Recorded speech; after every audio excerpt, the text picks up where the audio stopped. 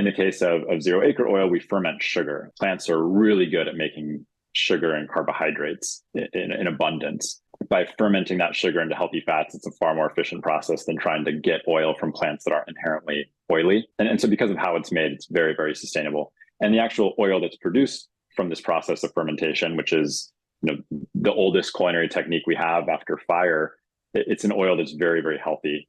So compared to other oils, it has the highest levels of good fats, like that heart healthy monounsaturated fat that's in olives and avocados and macadamia nuts, and the lowest level of inflammatory fats like omega-6 fats. It all just starts by turning sugar into oil through a microbial culture, like with fermenting anything else. But instead of, say, fermenting sugar from barley into beer or sugar from milk into yogurt, this particular culture ferments sugar from sugarcane into a really high quality oil that's used for cooking, deep frying, salads, anything else. Hey, this is Chad Namiro. And I'm Kelley Namiro. Welcome to the Balancing Chaos podcast, a lifestyle podcast where we will interview guests about wellness, business, and just about everything in between. Our goal is to help you develop a lifestyle that promotes health, wholeness, and success.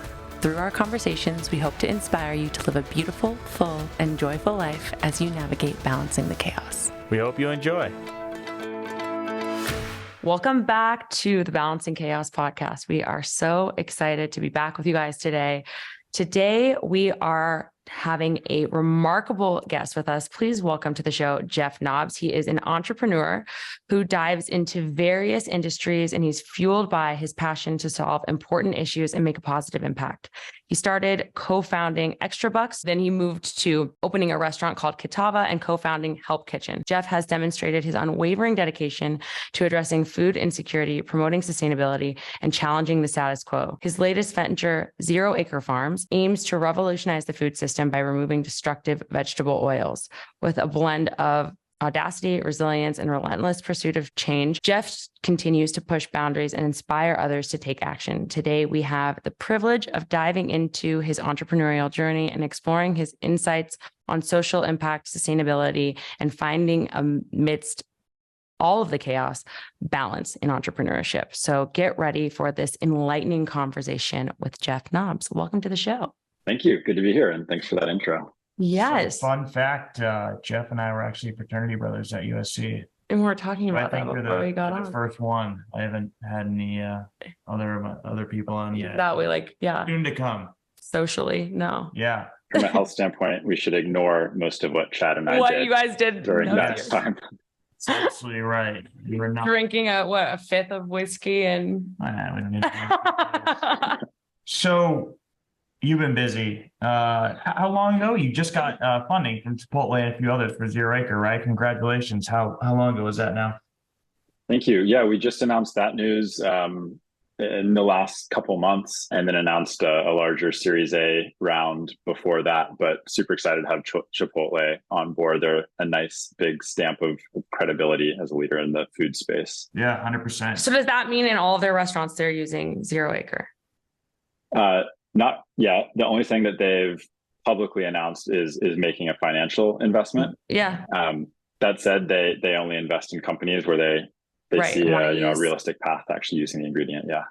So let's rewind for a second. Tell the listeners who don't know, what is Zero Acre? At Zero Acre, we are on a mission to get healthy, sustainable oils and fats into our diets and get rid of those oils that are causing so much harm, specifically this broad category of vegetable oils that now account for about 21% of American calories, which is a crazy number considering that they didn't exist at all in our diets before about 100 years ago.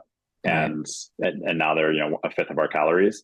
And so we're using a method of fermenting sugarcane to produce oils. And so we can get into the details, but by using that method of fermentation to produce a cooking oil, it results in an oil that's far healthier than any other vegetable oil, has a much, much smaller environmental footprint, and just tastes really good and performs really well from a culinary standpoint also. I love that you brought up the process of how you make it, because when Chad first got the subscription, we were actually, I remember this, still living in our old house. And he's like, use this when you're cooking tonight. And I was like, what is this? And he's like, it's this oil that my old fraternity brother started. And I was like, well, what's the base of it? And he's like, I don't know. And he's like, there has to be like a base. Is it olive oil? Is it avocado oil? Like what's the base if it's not like a vegetable oil? And so I'm glad that you explained that. But I think that, again, we think about like the, normal average Joe out there, they're probably like, oh, vegetables sound healthier than sugar. Like, so can you explain that process a little bit more and why this might be but is a better choice? Absolutely. So yeah, it's really good branding to call them vegetable oils. Yeah. But they're definitely not from, kale and asparagus and Brussels sprouts. The term vegetable shortening was coined by Crisco of Procter and Gamble, in 1911, because they didn't want to talk about cotton, which is where Crisco is from, cottonseed oil. So they really latched onto vegetable shortening, and this was kind of the days before a lot of FDA regulation. So everyone just sort of rolled with it, and now it's stuck. And vegetable shortening turned into vegetable oils, and now any oil that's pressed from seeds or grains or legumes or other crops are just called vegetable oils. But for the process of Zero Acre Oil, we don't directly press or chemically extract oil from any crop, because it's just not an efficient way of producing oil, and it's not a particularly healthy way of creating oil. Most crops, especially those that are most abundant, like soy and corn and cottonseed and safflower, they didn't evolve to produce the perfect healthy edible oil from them. It's just sort of what we have a lot of, and so we find ways to extract things like oil from it. In the case of Zero Acre Oil, we ferment sugar, and the reason we do that is plants are really good at making sugar and carbohydrates, and they do that in abundance. And by fermenting that sugar into healthy fats, it's a far more efficient process than trying to get oil from plants that are inherently oily. And so because of how it's made, it's very, very sustainable. And the actual oil that's produced from this process of fermentation, which is the oldest culinary technique we have after fire, it's an oil that's very, very healthy. So compared to other oils, it has the highest levels of good fats, like that heart healthy monounsaturated fat that's in olives and avocados and macadamia nuts, and the lowest level of inflammatory fats like omega-6 fats, which are really important, especially in the context of how many omega-3 fats you're eating from fish or flax seeds and those sorts of things. But yeah, it all just starts by turning sugar into oil through a microbial culture, like with fermenting anything else. But instead of, say, fermenting sugar from barley into beer or sugar from milk into yogurt, this particular culture ferments sugar from sugarcane into a really high quality oil that's used for cooking, deep frying, salads, anything else. However you figured that out is incredible. I feel like I always think about like how people figure out how to like build and fly a plane. Like however you figured out to be able to do this, like you're much smarter than me. But one of the things that you said, we're maybe more like Boeing, not the Wright brothers. Okay, there's so been it's like a research step for a long time on this, but we're really trying to commercialize it in a big way. Okay, so I want to rewind just a second, because one of the things that you said at the beginning, I think should stick out to our listeners. Like 1/5 of the calories that the average American, I want to make sure I'm getting this right, is eating is coming from vegetable oils. Is that right? Yep, that's right. Sadly. Okay. Sadly. So talk about some of the foods that's used in, and then also what's the impact of that generally on people's health? Yeah. So it's used in just about every packaged food and restaurant meal, which is why it's 20+% of our calories. So when you're eating, a bag of Doritos or Cheetos or Fritos or other things that end in O's, Cheerios. Cheerios may actually not have it, but it's the exception that proves the rule. Even things that you wouldn't expect, like salad dressings or oat milk or sauces, condiments, mayonnaise, all of that stuff is just packed with these vegetable oils or seed oils, as they're increasingly called, because they're often chemically extracted from seeds like soybeans or corn kernels or safflower, sunflower, rapeseed, which is canola, grapeseed, rice bran. These are all seeds. And then in restaurant meals, I have a restaurant, and it's really hard to make food without using added fats or oils. And for most restaurants, that means deep frying. deep frying is just a really quick, efficient, tasty way to make food for your customers. And so most restaurants do it in one form or another, or at the very least, roasting, sauteing, pan frying. That all just requires a lot of oil. Right. And then a lot of consumers, cook with oil at home. And so I'm guessing it's the cheaper everything. option for the restaurant to use. I think just the the seed industry oil altogether is cheaper and more efficient, right? Yeah. Yep. It's cheap. It's abundant. It's everywhere. And it's what chefs have been doing now for decades, certainly not forever, but for decades. Mm-hmm. And it's liquid. So chefs are now accustomed to using liquid oil as opposed to solid fats like, lard or beef tallow or butter. Yeah. So these liquid neutral flavored oils are what have really taken over because they're just so versatile, and you can kind of just cook anything in it and it cooks pretty quickly and it's pretty tasty. And that would be totally fine if it were good for you and great for the planet, but that's not the case. And so on the health side, these oils contribute to a whole host of issues. And it's because of specifically what the oils are made of. So when you look at what oil is, it's a bunch of triglycerides. And when you look at what triglycerides are, they're fatty acids on a backbone. And so it's specifically the types of fatty acids that make up these oils that are problematic and lead to inflammation. A type of fatty acid called linoleic acid, it's the most abundant omega-6 fat. Mm-hmm. It is really at the center of this. These omega-6 fats easily go rancid or oxidize.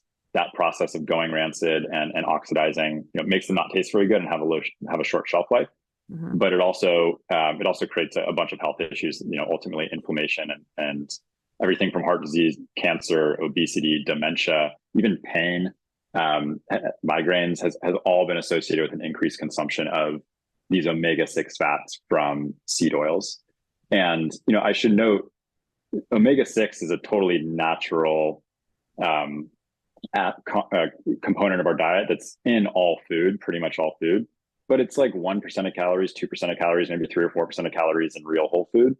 And it's 25 to 75% of calories in oils, seed oils. And when those oils are, like we were saying, 20% of our total calories, the numbers add up pretty quickly. And all of a sudden we're eating an unprecedented amount of this single compound. And that leads to a host of health issues. And then on the environmental side, vegetable oils broadly are now the most consumed food in the world after rice and wheat. Wow. And we dedicate close to a third of global croplands just to vegetable oil crops. And so they're leading drivers of deforestation. The deforestation is contributing to greenhouse gas emissions more than anything else outside of petroleum combustion. And they're leading drivers of water consumption, land use. They're just very inefficient crops for some of the reasons we talked about. And so big health issues, big environmental issues. And no one's really doing anything about it. And there didn't seem to be an end in sight, which is why we felt compelled to get into the oil business. Yeah. For example, I think the Amazon rainforest, something like 10% or is allocated to palm oil production. Is that right? Yeah, palm is a tricky one. So palm is certainly devastating rainforests, especially in Southeast Asia. The acreage of rainforests that are being destroyed, every minute, every day is really depressing. Palm only grows near the equator. So in rainforests like the Amazon and in parts of Africa, Southeast Asia, Borneo, those are the only places palm even grows. But it's actually the most productive oil crop. The issue is it only grows near rainforests. And so it has this huge biodiversity impact, huge climate impacts since we're tearing up these carbon-rich ecosystems. But then if you replace palm for something like soybean oil, you're just destroying an ecosystem in a different part of the world, or rapeseed oil, canola oil, sunflower oil. They may be a little bit more efficient, or rather the land they're grown on may be not as carbon rich, but they're actually far less efficient. So you end up using way more land, which is the catch-22 that a lot of oil manufacturers find themselves in is, well, if we're not going to use palm, what are we going to use instead? And there haven't really been any good answers. Everyone's known for a while about white sugars, white flour, a lot of the other things in our diet that are potentially bad for us. But to be honest, based on my own experience and our experience, I feel like this is relatively new information. I don't know if I'm just out of the know. No, you're not. I think that most people are much less aware than they are seed oils of sugar. And I think that like, even when I'm talking to a client about like cholesterol, for example, they're like, oh, that just means I have to be low fat. And it's like, no, you need to know what types of fat you're eating. Are you eating these inflammatory fats? Like, and again, what's the ratio? Or are you eating more of the good for you omega-3 type fats? And so how long has the industry known about this? Because I was reading your blog earlier today, and I mean, to put it in perspective, based on the research you're putting out there, consuming vegetable oils is worse for you than like heavy drinking and moderate smoking. So like you could be living. That's like research backed now. Like I didn't even know that. So I'm interested to hear. So it's like, it's worse for you than like sugar, I'm guessing. So anytime we're talking about nutrition, it's kind of like asking about which is the right religion or something, because it's just become so controversial, and there's so many issues with the studies that are often cited. So this is my interpretation of all of the evidence. And keep in mind, even organizations like the American Heart Association were saying we should consume massive amounts of sugar, as recently as the 1990s. And like, as long as it was, low fat, it was good for you. So it's hard to know like where to look for, okay, this is definitely the right answer. This is the right direction we should be going in. Trans fats were lauded for being a healthy alternative to animal fats, and they weren't even banned until 2018. And, we had science in the 70s, 80s, and certainly 90s saying this stuff's really bad. And it took decades to actually be banned. So just because something is legal or is recognized as safe by the FDA in certain quantities certainly does not mean it's a health food or that it's not bad for you. And I think seed oils will be the next sugar, the next tobacco or cigarette smoking. And it's just a matter of time, because a lot of the research has just come out in the last several years or the last decade. You see a lot of manufacturers switching to trying to get omega-6 fats out of their product, out of their oil. They don't go so far as to say, hey, you should stop, consuming all of our product because it's bad for you. They see the shift coming. Avoiding seed oils is the fastest growing dietary trend.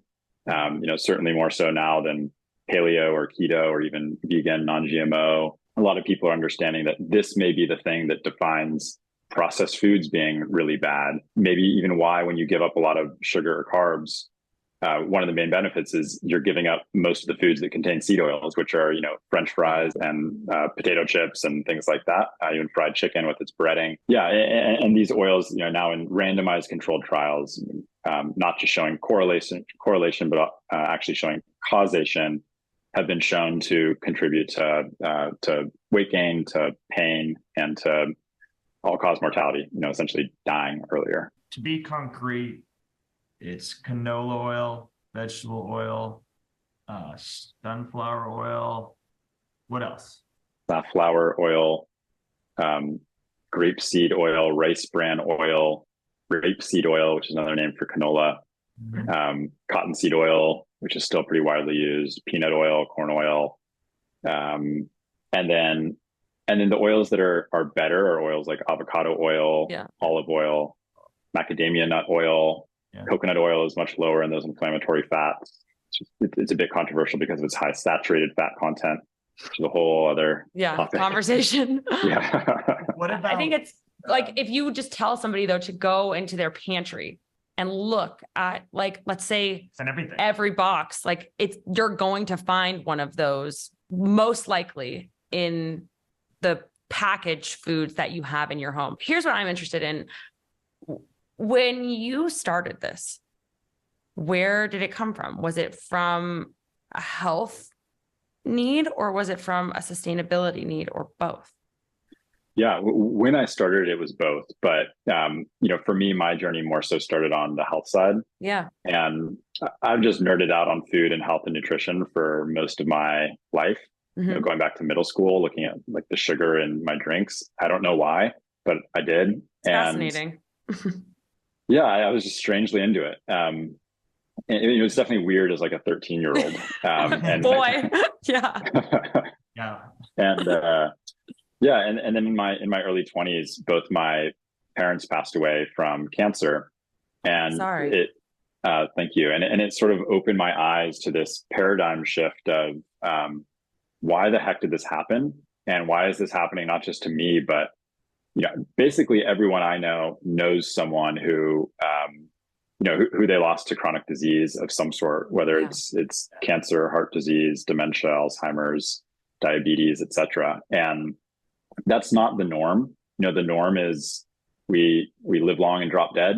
You don't have this very slow decline starting in your 40s or 50s or 60s through your 80s.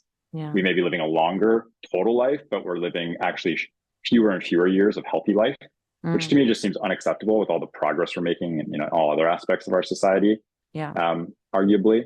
And so anyways, all this in my early 20s led me to really wanting to figure out, why do we get sick and what can I do about it? And how can I essentially try to help prevent this from happening to other families and to other people? And so I started consuming like molecular biology textbooks and really trying to understand what happened when we eat certain foods. Yeah. And it kept leading me to these oils. It kept leading me to these oils being the lead domino, not to say something like, eating a ton of white flour, eating a ton of white sugar, not to say that's not problematic, but it seems to be like seed oils are the thing that set your house on fire, and then eating a bunch of sugar and flour is like throwing a bunch of logs into the fire. It's not going to do you any favors in putting out the fire, but it may not have been the thing that started the fire in the first place. And I didn't know what the solution was. I just knew these needed, these were a problem and needed to be replaced.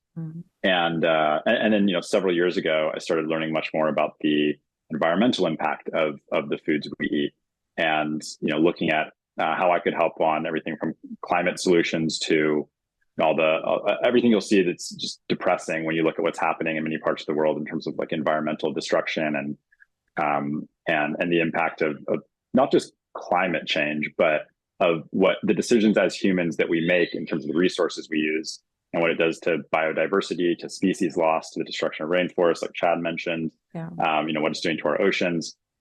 And so I was just super intrigued by the fact that these vegetable oils or seed oils seem to be a lead domino in both, and in a lot of ways could, have an incredibly positive impact on our health if we could remove them or replace them with something better, but also have a huge impact on the environment. Even we were talking about deforestation, 2 of the top 3 causes are oil crops.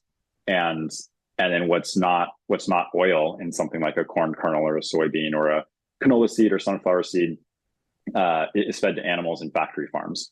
And so I think, there's an argument for things like regenerative agriculture for eating beef, for example, but I don't think anyone is arguing for let's have more factory farm chickens or pigs. And they're fed mostly by the same grains and crops that are first pressed for oil to feed humans. So that all led to basically banging my head against the wall for a long time on how to solve this, and then light bulb went off, finding this method of fermentation to produce oil with all these benefits. Where does America stack up against, let's say other first world nations in terms of our seed oil usage? Well, how much we import and then our consumption.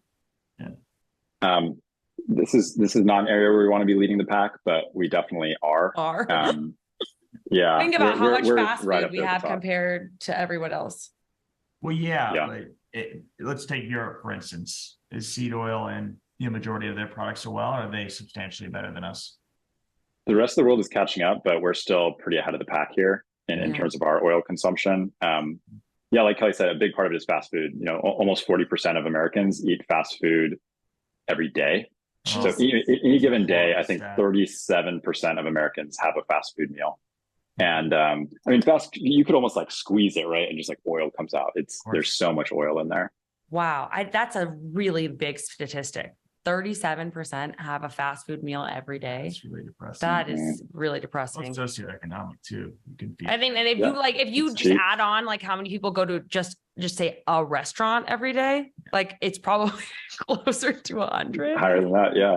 Oh my God. What do you do? Yeah, that's a good point. No, I was going to ask that because like I think that what we just gleaned from Jeff is that like his interest is in your interest is in longevity. Like that's what I mean, obviously we want to talk about the environmental side of things and we'll get to that, but like your interest is like, you're like, I don't want to have a bunch of years where I don't feel good. And so more so than this, just excluding seed oils, like give me an average day in your diet. Like, what are you eating? So I think it's important to have a period of time where you're not eating. And I heard your podcast with Dr. William Lee, and I think he did a good job of describing some of the benefits of not eating and kind of adding up all the times to get to 12 hours. I'm kind of in the 12 to 16 hour range of intermittent fasting. Maybe one kind of benefit that he didn't mention is when you're fasting, evolutionarily, our bodies wanted to find all the ways that they could to conserve energy and only use energy when it was necessary and only consume calories when we needed it. So when there's junk in our DNA or toxins or whatever that we're trying to get rid of, we can actually metabolize those and use them for energy. And so when our body does that is when we haven't eaten in a while, because it wants to save those calories for a time it needs it. And so all that junk, we can basically clear out during fasting. And a lot of it starts around, 9, 10, 11, 12 hours as our liver kind of gets through its energy stores. So I'm a total believer in the benefits of not eating all the time, every single day. So I'll have a little coffee or tea or something in the morning. And then my first meal is lunch. If I snack before then, it's usually some macadamia nuts and maybe some really dark chocolate, just because it's super delicious and I look forward to it. And then lunch, I'll cook up some eggs, maybe have some leftovers from the previous night's dinner, but try to cook up some eggs and eat some fruit, and then maybe some sweet potato, maybe some sauteed spinach or greens. Also try to eat things that I can give my 9-month-old, so that we're not eating completely different diets, but that I can cook up some eggs and give him a few bites. I can cut up some fruit and give him some fruit to snack on. Yeah. And then don't really eat again till dinner. Dinner's the bigger meal. I joke that I'm completely vegetarian except regeneratively raised beef and dairy, but that regeneratively raised beef and dairy ends up being like a decent portion of my calories. Talk about what regeneratively raised means for people who don't know. Yeah, so definitely. So this is like 1% of farming, but so the majority of farming is for animal agriculture is let's put a bunch of animals on a small plot of land, maybe even just like dirt, and feed them a bunch of grains and corn and things like that, and have them get fat on that and then slaughter them and pump them up full of antibiotics. Oh yeah, and all sorts of other stuff in there that we probably don't want to be eating. Yep. And it's just not very efficient. We end up using a ton of land and resources to grow a ton of soy and corn and then feed it to something like a chicken that doesn't convert that to meat that efficiently. And then actually a lot of the oil from the soy and corn, that fat, just like us humans, when we eat a lot of it, we get fat. It's a great way to make animals fat. And so they retain a lot of that oil in their cells. And so when you eat like factory farmed chicken and pork and turkey, and in some ways it's like eating canola oil because they ate all those seed oils and then passed that to us. So I really try to avoid that all the time. Like it's always about what you're eating, what they ate. It's like you think about the fact that those animals are pumped full of hormones, full of antibiotics, full of genetically modified corn. Like I didn't think of the oil, so obviously that on corn, but of course, it's crazy. Sorry, we're interrupting you. No, all good. And most of that GMO corn is engineered to be herbicide resistant and pesticide resistant, sprayed with a bunch of glyphosate, and that ends up in the animals and seems to be at the very least not good for you. So regenerative is a very different way of raising animals, in which let's say a cow, which is a ruminant animal, meaning it eats mostly like grasses and has multiple stomach chambers and actually ferments those carbohydrates into nutrients for itself. Regeneratively raised means an animal is eating what it evolved to eat, in this case grass, and it's done so in a way where it rotates on different pastures, so it doesn't damage the land that it's on. And it actually puts carbon back into the soil instead of emitting more carbon than it sequesters. So for, let's say, a cow that's raised using a regenerative practice, sunlight shines on the grass, and the grass photosynthesizes that sunlight and pulls CO2 from the air to grow its roots. So it's putting carbon back into the soil. The cow then eats that grass and its manure and stomping with its hooves pushes those nutrients into the ground and actually regenerates the grass so it grows even faster and grows more and keeps pulling CO2 from the air. Now, the cow is still, belching methane and putting carbon into the air, but it's actually through this practice of regenerative, rotational grazing, it's actually putting more carbon into the ground than it's emitting. And there have been actually a life cycle analysis done on this to prove that out. And so this is expensive meat. It's not as accessible as, going to McDonald's and getting a burger. But I'm a huge advocate for, if you do eat something like beef or bison or other ruminant animals, that you do it from a farm that has regenerative practices. And so that's what regenerative means. So when I eat beef, I definitely try to buy it from those sorts of farms. If our listeners want to get something like that, I'm guessing you're not getting this at Albertsons. No. So, depends on where you are in the country. It's always best to buy from a local farm if you can. I'm here in Northern California, and there are a couple like Richard's Regenerative and Stemple Creek. For those who want to buy it online and have it shipped, there's a great brand called Force of Nature Meats that sources from regenerative farms and makes it very easy to get a bunch of different cuts from a regenerative farm. I remember a time in my life when springtime would hit, and immediately I would be searching for a new trainer or Googling all of the 7-day juice cleanse, 14-day detoxes so that I could get myself in shape for summer.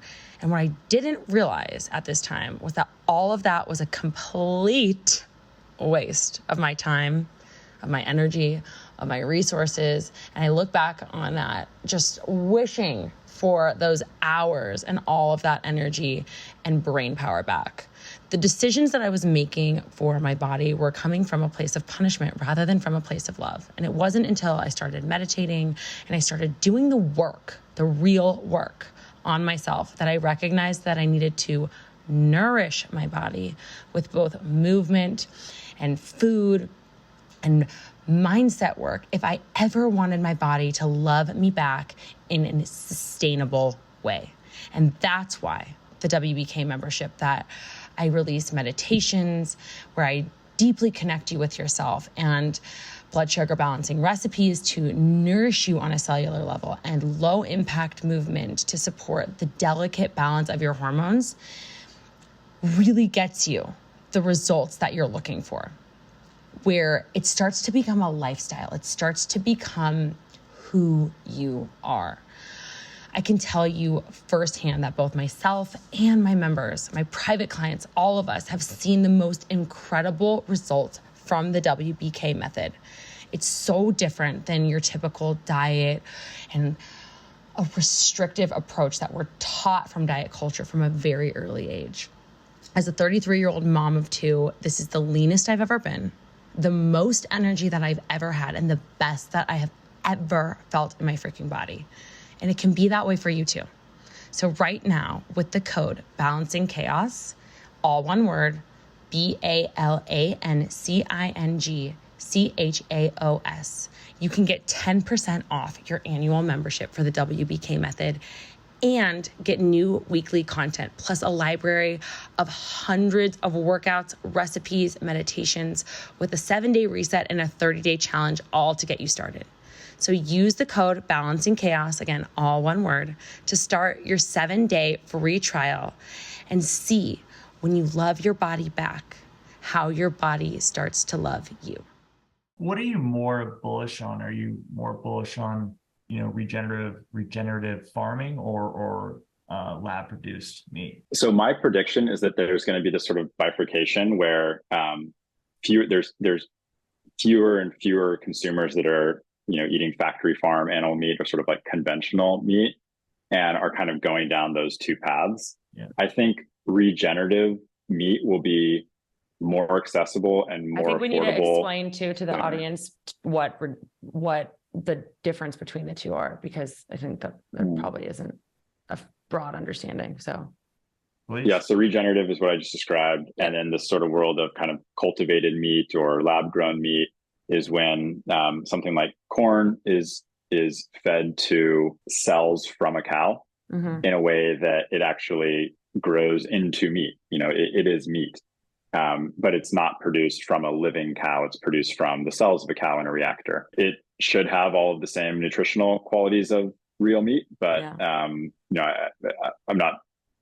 don't think that's fully been proven out. Yeah. And the LCA show that it should be more sustainable as well. And obviously, no cow dies in the process. I think we're just a ways out from that. Yeah.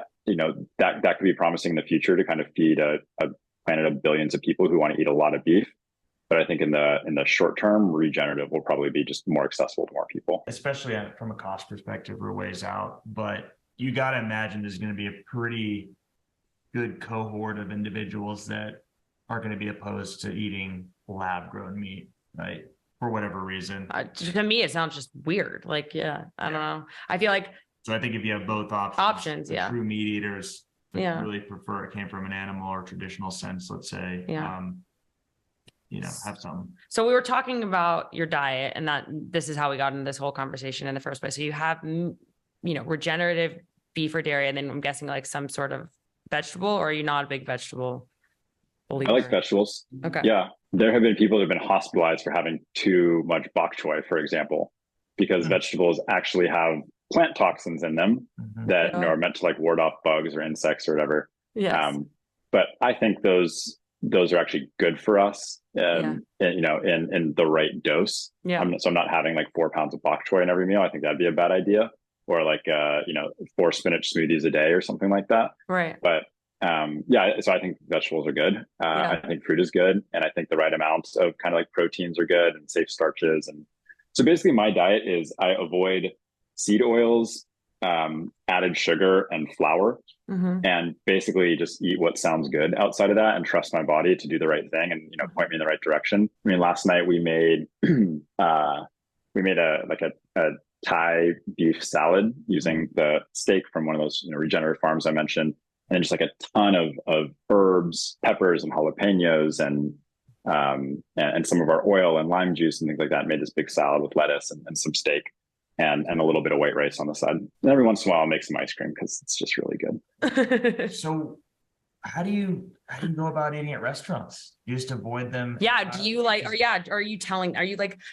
so somebody who wants to go to, like, even in my guide that I give people to go to eating out, it's like, I tell them like, order your vegetables sauteed in olive oil, even though that sounds like really picky at the restaurant. Like, I don't care what the waiter thinks of me. So you can't avoid it to an extent, right? The meats seasoned with it, probably, the soups have it in. Let's see what Jeff says. Yeah. It is very hard to avoid, but it is doable. Yeah. Often when this is Kelley, something to keep in mind, even when a restaurant says they're using olive oil, it's often a canola olive blend. It's like 80% canola, 20% olive oil. Of course it is. But hey, you're like 20% of the way there at least. And then if they use butter, I'm certainly not a high quality butter. Right. So sometimes I just ask restaurants, what dishes do you have that don't use oil? And then, just go for that. And, or at least, that's like a good starting point. But yeah, it's hard. And I love eating out. I used to live in Asia for a couple of years. And so I love, the flavors of the world. And it's hard to just do that in your home kitchen. This is actually one of the reasons I ended up starting a restaurant, was I wanted to go eat out at a restaurant. And I was like, there aren't any restaurants that actually serve food that I feel is good for us. Yeah. There are very few. And so I ended up starting one, and we had the menu was always rotating so that, our customers could taste all these different flavors, but made in a way that, we could feel really good about eating and sourced really well. Right. And now we're not rotating the menu every day like we used to. That was far too operationally complex, but it's a restaurant called Kitava. We're headquartered here in the Bay Area. And so I eat there a lot. And then I've also, frankly, just become very passionate about cooking at home and trying to recreate all these, really delicious dishes that I love, or have eaten out at restaurants, but do it in a way that I think is really good for me and for my family. And so I've just found that to be like a hobby. Now, that's not a luxury most people have, and they just need a meal quick, and it needs to be affordable. And ultimately, that's a big reason I started Zero Acre. I wanted someone who doesn't listen to health podcasts or read sustainability white papers, to be able to just go eat whatever they're going to eat, and I don't know, fried chicken and French fries in in mayonnaise or something, and know that at least the oil portion of it, Chad is licking his lips.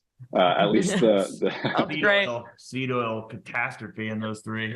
That at least we could solve that aspect of it. Sure, maybe there's some flour in the chicken, and like it's not the highest quality chicken, and there's maybe some additives on the French fries, but I feel we're a big portion of the way there if all that stuff is cooked in really healthy fats. Yeah. And then, that mother of three in Louisiana who isn't doing all these things that we're doing, just gets this huge health upgrade without having to even know what changed. So for you then, so I'm guessing one, your restaurant Kitava has holds all these values of like everything that you're saying. And so operationally for another restaurant to be able to embody this, if they were to use Zero Acre, what's the cost difference? Well, you get what you pay for. So restaurants would, need to be willing to pay a premium. Mm-hmm. So it's the same restaurants that choose to use organic produce or choose to use pasture-raised chicken or eggs or grass-fed beef. And those restaurants are the ones who, we think are most likely to be using this. The largest restaurant we currently work with is called Ziki in Austin, Texas. They have about 10 locations, but the cost difference isn't, it's not like it's 100 times more or even 10 times more. It's a few times more expensive. And there are all sorts of benefits that come with it. You're not smoking up the kitchen. You're not having to change the frying oil as frequently because it's so pure and good for you and stable that it just lasts longer in the fryer. It tastes better. So all sorts of benefits that so far the restaurants we've been talking to, are willing to pay more for a better product, better ingredient. Right. So we've talked about oils from more of a health perspective, binary perspective, but a lot of what's gaining popularity now is around smoke point. And so just the temperature at which you're using oils. Let's talk about that for a minute. I think Zero Acre has a pretty high smoke point. I think just south of 500 degrees. Is that right? Yeah, I think it's 485 is sort of the official third-party verified smoke point. We've had customers, measure their cast iron pan at 500 and it still isn't smoking. Okay. So I think it's the highest smoke point out there. And so that's important for if you're doing high heat cooking, that your oil isn't smoking and creating a bunch of carcinogens and off flavors. Tell us about that. Is that true for all oils? You hear that's true for olive oil, that it's got a relatively low smoke point. And so if you're sauteing vegetables, the heat's fired up and it starts to smoke. What happens? That's carcinogenic. Yeah. Well, one, it smokes up your kitchen, and then you're doing the whole towel under the smoke alarm thing, which is annoying. But so smoke point is one aspect, and another is the actual oxidative stability of the oil. Mm-hmm. To some extent, the whole you should never cook with olive oil thing is a little bit overblown. I don't think you should be doing so she's happy to hear that. Yeah, seriously. And it's just, you need to go into it knowing that if you're cooking at high heat, your olive oil is going to start smoking. And inhaling that smoke isn't good. Having that smoke in your house isn't good. There are some aspects of what's in the olive oil that, because it's smoking, it means something is burning, and that thing that's burning can be potential carcinogen. So it's not like it's a good thing, but if you're cooking at low to medium heat, it I think it's a non-issue for cooking with something like olive oil. Now, once you get into high heat cooking, I don't think you should be using olive oil.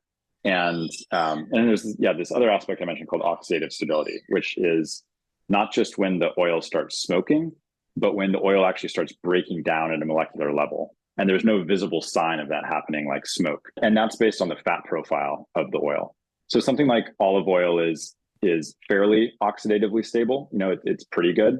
It's way better than soybean oil or canola oil or corn oil, or sunflower oil or safflower oil or any of these others I mentioned. It's sort of middle of the road, way better than those. The most stable are things like beef tallow or even butter, but butter has a very low smoke point. Beef tallow, butter, but then, if you're vegan, those are off the table. They're a solid fat, so you can't spray it or just kind of drizzle it on.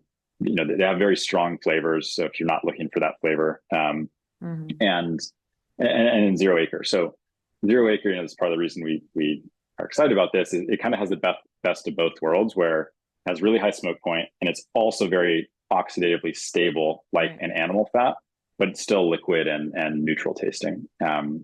So those are the two things to kind of optimize for: smoke point and how stable is the oil. And most oils, you're kind of choosing one or the other. But safe bets are things like a nice extra virgin olive oil on low to medium heat, or Zero Acre. You can use at any temperature, salad dressings, what have you. Or if you eat animal fats, then you could choose something like a tallow or butter. Again, if you're cooking at like low to moderate heat. I've been told that oil spoils as well. So if you go to the supermarket and you have extra virgin olive oil, you think you're doing the right thing, but perhaps it's months old. How much does freshness matter in all this? Yep. It matters a lot. And the other aspect of this is adulteration. And there have been, there's a whole book on this actually by an investigative journalist named Tom Mueller. And his estimate is that 75% of extra virgin olive oil in the US is adulterated, meaning it's actually cut with seed oils, essentially, cheaper oils. Wow. And they don't have, under a certain percentage, they don't have to essentially report that in the ingredients list? No, they do, but it's fraudulent, essentially. So it's illegally adulterated. And because if most people, if their olive oil is 25% soybean oil, the customer can't taste the difference because soybean oil is fairly neutral. So you end up just tasting the extra virgin olive oil. In terms of freshness, the less stable an oil, the longer it can last on the shelf. Again, olive oil is pretty stable, so it can last a decent amount of time, but we're not talking years. And it should be stored in a cool, dark place, as you always see on the back of a label. But the issue is when it's on a supermarket shelf, it's just under fluorescent lights 24/7. And fluorescent lights are, it's like the sun shining on the olive oil all day. There have been studies done on this. Those UV rays, the fluorescent light, it's even getting through olive oil that has like an amber glass or dark green tint on it. And certainly if it's a clear plastic bottle, stay far away from leaching that. All the plastic into it. All the plastic into it, and just all the lights just coming right through and damaging the oil, creating a shorter shelf life. It's oxidizing it, which means it's breaking down into all these harmful compounds as well. Yeah, I was going to say, like the oxidizing, carcinogens, like adulterated. It all sounds like all of these things are just like one big lead up to cancer. It's very problematic. It's not doing your health any favors. And it's like you think you're making a good choice with the olive oil. That's the problem. Like you have it might be. Yeah, it might be a good choice if it's actually olive oil and you're not using it to like do high heat wok frying. Right. It certainly could be. Now, we haven't talked about the environmental side, but just to throw more variables into the mix, the fruit oils, which tend to be the least problematic for our health, so things like oil from olives or avocados or even palm, coconut, they tend to be have the biggest environmental impact. So we talked about palm a little bit. Yeah. Palm is what most people know about. It kind of makes the news for threatening orangutan populations and whatnot, and destroying rainforests. Coconut is actually even worse from a biodiversity standpoint, and olive and avocado are pretty bad. So olives are the thirstiest oil crop. They're second only to nuts like almonds when it comes to how much water they need to produce. They typically require irrigation. They use a ton of water. They use a lot of land. And avocados are very similar and mostly come from Mexico and are associated with all sorts of environmental issues and labor, fair labor issues. And then the seed oils tend to be a little better on the environmental front than the fruit oils, but then are far worse for your health. And so you're just kind of left, between a rock and a hard place. Right. And then animal fats, have other issues as well. So oils were a big problem to solve. Who are the biggest exporters for all these? So like maybe for coconut, avocado oil, avocado is probably Mexico, like you mentioned, but what about olive oil or coconut? Where are those coming from in the world predominantly? So coconut is like palm in that it only grows in certain regions of the world, typically closer to the equator and in the tropics, which is why it has this big negative biodiversity impact. It's like that's where rainforests are and where the habitats of millions and millions of species are. Avocados primarily from Mexico, olives also largely from the Mediterranean, grow in some parts of California and some parts of the U.S., but largely from like Spain and Italy and parts of the Mediterranean. The other issue with that is when that part of the world happens to have a little less rain one year, like is happening now in Spain, olive oil production is threatened. And so olive oil prices just the other week hit an all-time high, or maybe it was a 20-something year high. because there wasn't enough rainwater, and so there weren't enough olives, and so prices had to increase and farmers had to irrigate more. Most of these crops can't just be grown anywhere. They only grow in certain regions, which leads to all sorts of risks and potential, really big negative environmental impact. I imagine it's somewhat material, if not very much so material to their GDP too. So, there's a lot of financial incentive if they're, a large exporter. Yeah, for sure. Yeah. Yeah. It's hard for us to expect, countries that depend on this to just stop producing palm oil. Oh yeah. Just, stop exporting palm oil. Do the rest of the world a favor. It's not realistic. This is a very big problem that you're solving over here. Trying to. Just getting started. And for those, I wanted to call out for those that aren't watching this on YouTube, Zero Acre is made from aluminum, right? Yep. Our consumer bottle is an aluminum exterior, so that blocks 100% of the light from coming in. So there's 0% light penetration, which means it's just much more stable and doesn't start to go bad. Aluminum is also the most sustainable material to use. It's infinitely recyclable. Yep. So it's like consuming, I don't know, a Spindrift, a LaCroix, any sort of beverage from an aluminum can. Very similar to that in terms of the environmental footprint. And you're not leaching any of the plastic into your body. So that's It's probably 6 or 8 months ago when I was reading an article, everyone, including myself at that point, assumes that glass is highly recyclable. Yeah. It actually isn't. A lot of glass actually doesn't get recycled. It's actually a lot more challenging to break down and recycle than something like aluminum. Yeah. That's interesting. Yeah, that's true. And the glass doesn't, it lets light in. Yeah. Right. So so it's one thing if you put it in your dark cupboard, that's great, but it was exposed to a lot of supermarket light for a long time before then. Yeah. Let's talk about really quickly gut health. Now, we've talked kind of more like broad-based health issues like cancer or heart disease or like some of these big things. But one of the things that I feel like 1 out of 3 Americans has been or can say that they've at some point been diagnosed with IBS, which is broad-based catch-all term for gut health issues, constipation, diarrhea, all of those fun different things. And I think that a lot of the issues get attributed to sugar, but I'm curious as to your opinion. Do you think that those type of issues as well are impacted by seed oils? I think somewhat indirectly. Certainly seed oils kick off this inflammatory cascade, and that inflammation could overreact to certain things, which may cause some of these gut issues. Mm-hmm. I don't know that seed oils in and of themselves lead to things like IBS or these specific gut issues. I think they contribute and certainly don't help. What's really interesting is and some of these gut issues, there may be certain types of carbohydrates that like sugars or like other specific types of carbohydrates that lead to the problem, and that's why things like a low FODMAP diet that cut out certain groups of carbohydrates can be beneficial for a lot of people. Seed oils have been shown to result in the production of certain compounds that trigger hunger for us, for humans, and actually for rats and roundworms and yeast. It seems to be evolutionarily conserved across a number of species. The same compounds that give us the munchies when we smoke marijuana. Those same compounds are produced in our bodies when we eat high omega-6 foods like seed oils. And so when you're eating a diet really high in seed oils, you may have more cravings for the things that lead to IBS or the things that lead to all sorts of these other health issues. So if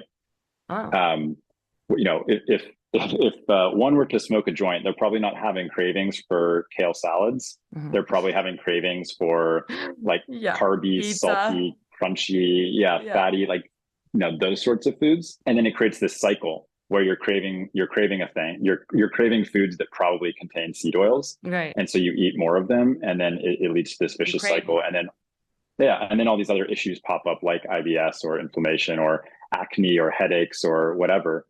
And so, was it all the carbs, or was it the thing you ate that gave you the cravings for those carbs? Yeah. And like, I think that one of the things that you mentioned before, but like just highlighting that is like, again, like you may not even hit your fullness cue because you're overeating because it's causing these cravings. So these things are actually what's contributing to your weight gain, where there are like so many people who I talk to are like, oh, I'll just eat, a bunch of 100-calorie packs. It's like, but then that's just going to make you hungrier, which is Good luck. Really interesting. If we were robots, not humans, and could just program ourselves to eat, To do that I will only. eat exactly 18 of these and then stop. That'd work great. But it's not how it works for most people. No.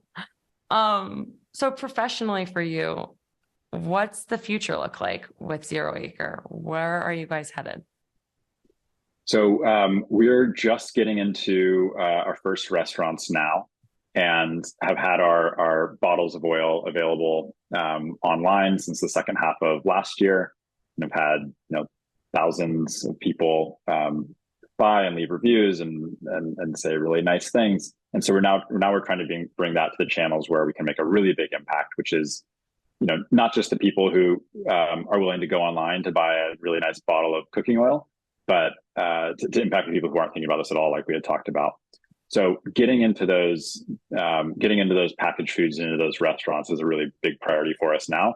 Our dream, our North Star is McDonald's, Carl's Jr., Burger King, those sorts of restaurants, Frito-Lay, those sorts of restaurants and packaged foods that are really serving the masses, that they use Zero Acre and stop using these problematic seed oils. And then the potential impact is really, really massive. We're starting with home cooks, but frankly, that's not the biggest problem to solve. The biggest problem to solve is through these restaurants and through these packaged foods. And there's no oil or fat out there right now that can realistically displace seed oils as a one-to-one replacement, which is what most of these restaurants and food manufacturers require.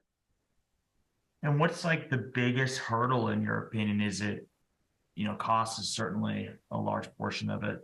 So it's got to be in there. Is it disinformation or misinformation in terms of the industry even knowing how bad these are for you? Or I think they know. Well, or is it big business? I'm sure there's lobbyists and a lot of influence on that front around this, or all three. I'm sure all three to an extent, but what's the biggest one? Yeah, I think all three. And I think, cost is kind of only relevant in the context of, well, what are my other options? And I liken it to, I don't smoke cigarettes, but the reason isn't because they're too expensive. I've just made a decision that these are something that are really bad for me, and it doesn't matter how cheap they are. I'm still not going to smoke them. Or, I don't drink Coke at every meal, but it's not because it's like, oh man, Coke prices are getting out of hand. I just don't want to put that in my body. So, price is no longer part of the equation. Right. And so if we can really raise awareness and educate on how bad these oils are, it just becomes less and less about price. If more and more people are like, I'm just not going to eat that because it's the equivalent of, smoking cigarettes or like binge drinking, then it doesn't matter that they're really cheap. It's something that we just shouldn't eat, like trans fats, which again took decades, but now they're illegal. I hope the same thing happens with these problematic oils, seed oils. And, so we're trying to educate on this topic and provide an alternative. So it's easier to actually make a switch. We're not saying you have to go from deep frying your French fries in soybean oil to taking French fries off your menu, or to, pan frying them in butter or something. We're saying don't change a thing except just use this oil instead. And so I think the combination of those two things are what are needed to get over these obstacles of, it's more expensive, or, you may not be aware of all the issues with seed oils, but we're bringing our costs down over time. And then again, price cost just becomes less of an issue when you understand how bad the alternative is. I love that way you explain that. It's like I would never smoke cigarettes. I wouldn't drink a Coke because I don't want the sugar. Like, you drink a Diet Coke every once in a while, though. Every once in a while. But no, I'm just saying, like, you wouldn't do those things for your health. So why are you doing these? And it's like, I just think it comes back to what you said about educating people. People don't know. People are unaware. They're just like, oh, this is my Cheez-Its and I'm going to eat them. So I think that what you did today was to help us to do that. So we appreciate your time and helping You have to augment demand by educating the consumer. By educating the consumer. The industry doesn't really have a lot of incentive to change at the moment. Yeah. And once the consumer fights back, that's when they have the incentive. So yeah, I mean, if you're fat and happy, then what incentive do you have to change something? Like by definition, you don't want to change. So appreciate everything that you two do, and having a podcast like this where we can raise awareness and try to get this message out, because that's a really key part of impacting change in a good way. Thank you so much for your time today, Jeff. We really appreciate it. You can hear our 3-year-old probably yelling. It's his time now. But truly, thank you. From the bottom of our hearts, this was great, and I think our listeners are going to love it. Much appreciated. Thank you both. Where can everyone find you? Yeah, people listening can find us at zeroacre.com. And on all the social media sites at 0 Acre Farms, and I blog at jeffnobbs.com. Awesome. Thank you, man. Thanks. We really hope that you enjoyed that episode. You can follow me on Instagram at Wellness by Kelley. And if you're new around here, you can sign up for the WBK 7-day free trial, where you can get access to all of my low impact workouts, blood sugar balancing, plant-based recipes, and guided meditations, all available on wellnessbykelly.com and on the WBK app. Hey, thanks for listening. Please make sure you rate, review, and subscribe to the podcast. You can also connect with us on social media at Wellness by Kelley. Drop us a DM for who you want to hear from.